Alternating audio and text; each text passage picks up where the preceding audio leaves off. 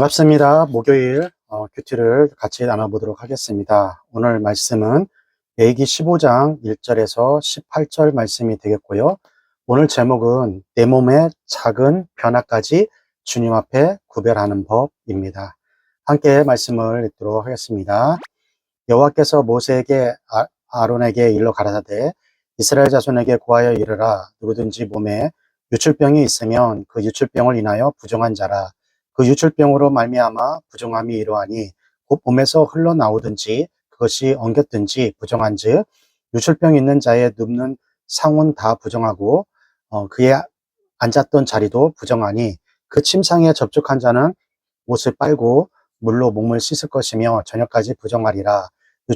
유출병에 있는 자의 앉았던 자리에 앉은 자는 옷을 빨고 물로 몸을 씻을 것이며 저녁까지 부정하리라. 유출병에 있는 자의 몸에 접촉하는 자는 옷을 빨고 물로 몸을 씻을 것이며 저녁까지 부정하리라. 유출병이 있는 자가 정한 자에게 침을 뱉으면 정한 자는 옷을 빨고 물로 몸을 씻을 것이며 저녁까지 부정하리라. 유출병이 있는 자의 탔던 안장은 다 부정하며 그 몸 아래에 닿았던 것에 접촉한 자는 다 저녁까지 부정하며 그런 것을 옮기는 자는 옷을 빨고 물로 몸을 씻을 것이며 저녁까지 부정하리라. 유출병 있는 자가 물로 손을 씻지 아니하고 아무든지 만지면 그 자는 옷을 빨고 물로 몸을 씻을 것이며 저녁까지 부정하리라. 유출병 있는 자의 만질 질그릇은 깨뜨리고 목기는 다 물로 씻을지니라. 유출병이 있는 자는 그 유출이 깨끗하여지거든 그 몸이 정결하기 위하여 7일을 계산하여 옷을 빨고 흐르는 물에 몸을 씻을 것이며 그리하면 정하리니 제8일에 산비둘기 둘이나 집비둘기 새끼 둘을 자기를 위하여 취하고 회막문 여호와 앞으로 가서 제사장에게 줄 것이요 제사장은 그 하나는 속죄제로 하나는 번제로 드려 그의 유출병을 인하여 여호와 앞에 속죄할지니라. 설정한 자는 전신을 물로 씻을 것이며 저녁까지 부정하리라. 무릇 정수가 묻은 옷이나 가죽은 물로 빨 것이며 저녁까지 부정하리라. 남녀가 동침하며 설정하였거든 둘 다 물로 몸을 씻을 것이며 저녁까지 부정하리라. 레위기 15장은 정결법의 마지막 장입니다. 11장에서 15장까지는 정결법에 대해 내용을 담겨 있습니다. 11장은 부정한 음식 및 그 동물을 구분했고요. 12장은 여성의 출산과 관련돼서 정결법을 얘기했고요. 13장과 14장은 나병의 정결법에 대해서 이야기를 했어요.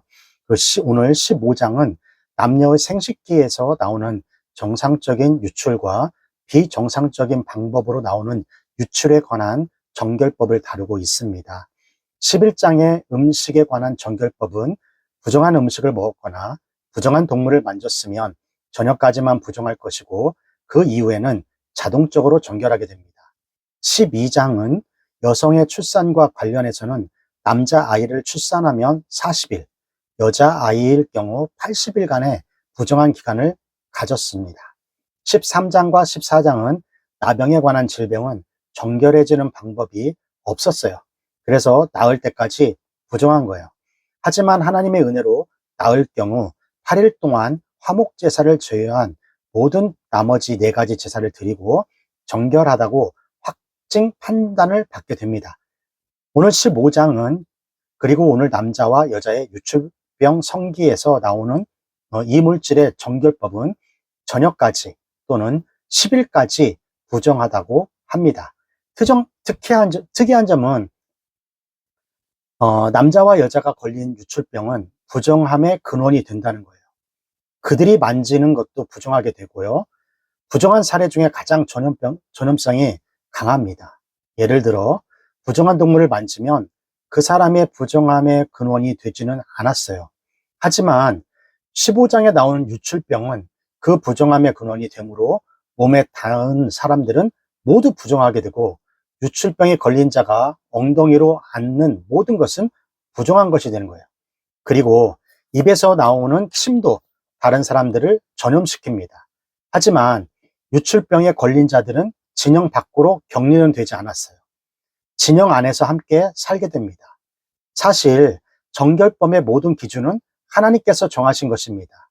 그래서 이 모든 것을 감정과 이성적으로 이해할 수는 없어요. 부정하더라는 것은 죄를 말하는 것이 아니라 거룩에 초점을 두고 있는 것입니다. 거룩하다는 것은 구별된다는 것에 목적을 두고 있잖아요. 이스라엘 백성들이 거룩하게 될 때 주변 나라들에게 드러나게 되므로 하나님의 좋으심을, 영광을 드러낼 수가 있는 것이죠.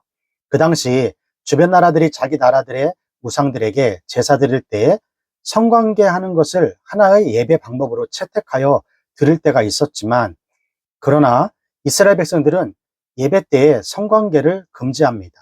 그렇다고 해서 부부 안에서 하는 성관계는 죄가 아닙니다. 하나님께서 아담과 하와, 남편과 아내는 하나님께서 정하신 성관계는 거룩한 것이라고 이야기를 했어요. 15장은 남자와 여자의 생식기에서 나오는 유출병을 다루고 있습니다. 결국 하나님은 성관계도 구별되고 거룩해지기를 바라는 거예요. 오늘 본문은 남자의 유출에 관한 이야기입니다. 크게 세 부분으로 나누고 있는데요. 첫 번째, 1절에서 12절이에요. 남자의 비정상적인 유출병, 성병을 다루고 있고요. 두 번째, 남자의 유출병이 치유되었을 때 정결법 13절에서 15절이고요. 그다음 세 번째, 16절에서 18절까지는 남자의 정상적인 유출을 다루고 있어요. 그럼 첫 번째, 남자의 비정상적인 유출 1절에서 12절까지의 말씀인데요. 이것은 성병이라고 말하고 있습니다. 레위기 15장 오늘 1절에서 3절 말씀을 보면, 여호와께서 모세와 아론에게 일러 가라사대 이스라엘 자손에게 고하여 이르라. 누구든지 몸에 유출병이 있으면 그 유출병을 인하여 부정한 자라. 그 유출병으로 말미암아 부정함이 이러하니 곧 몸에서 흘러나오든지 그것이 엉겼든지 부정한즉. 모세와 아론에게 말씀하시며 그리고 2절 3절에 유출병이 있으면으로 시작합니다. 이것은 남자 성기에서 나오고 있는 것을 말하고 있습니다. 왜냐하면 15장 전체가 남자와 여자의 생식기에서 나오는 유출을 다루고 있기 때문입니다. 그래서 레위기 15장 4절에서 12절까지 말씀인데요. 너무 길으니까 읽진 않겠습니다. 유출병에 걸린 자와 신체적인 접촉을 하면 하루 동안 부정한 자가 되고, 그리고 유출병자가 의자, 바닥, 안장, 침도 부정하고 질그릇 같은 데 닿으면 깨서 버려라고 그렇게 얘기를 했어요. 나무 그릇은 흐르는 물에 씻어야 합니다. 그리고 이들이 만진 부분은 옷을 빨고 목욕하고 저녁까지 부정해진다고 얘기했어요. 유출병에 걸린 감염 정도는 매우 높아요. 하지만 나병 환자처럼 진영 밖으로는 격리되지 않는다는 것. 가족들과 함께 살아갈 수 있다는 거예요. 두 번째는 남자의 유출병이 치유되었을 때 하는 정결법이에요. 13절에서 15절이에요. 유출병에 있는 자는 그 유출이 깨끗하여지거든 그 몸이 정결하기 위하여 7일을 계산하여 옷을 빨고 흐르는 물에 몸을 씻을 것이며, 그리하면 정하리니 제8일에 산비둘기 둘이나 쥐비둘기 새끼 둘을 자기를 위하여 취하고 회막문 여호와 앞으로 가서 제사장에게 줄 것이요, 제사장은 그 하나는 속죄제로 하나는 번제로 드려 그 유출병을 인하여 여호와 앞에 속죄할지니라. 다른 정결 예식과는 다르게 간소합니다. 7일 격리하고 옷을 세탁하고 8일째 날에 비둘기 2마리로 속죄제와 번제를 드리면 돼요. 정결 예식이 다른 정결 예식보다 간소하고 나병처럼 진영 밖으로 격리되지 않는 것으로 보아서 유출병은 심한 것은 아닌 것으로 추측됩니다. 세 번째, 남자의 정상적인 유출이에요. 16절에 18절, 설정한 자는 전신을 물로 씻을 것이며 저녁까지 부정하리라. 무릇 정수가 묻은 옷이나 가죽 물에 빨 것이며 저녁까지 부정하리라. 남녀가 동침하여 설정하였거든 둘 다 물로 몸을 씻을 것이며 저녁까지 부정하리라. 남녀가 부부관계 안에서 성관계를 가질 때 사정하는 경우를 말하고 있는데요. 부정하다라는 것은 죄는 아닙니다. 부부의 성관계는 창세기에서 하나님의 축복이자 명령입니다. 단 부부의 성관계 또한 다른 민족과는 구별되고 거룩해야 한다고 말하고 있어요. 레위기 15장 16절에 설정한 자는 전신을 물로 씻을 것이며 저녁까지 부정하리라. 설정한 자, 즉 사정한 자를 말하고 있는데요.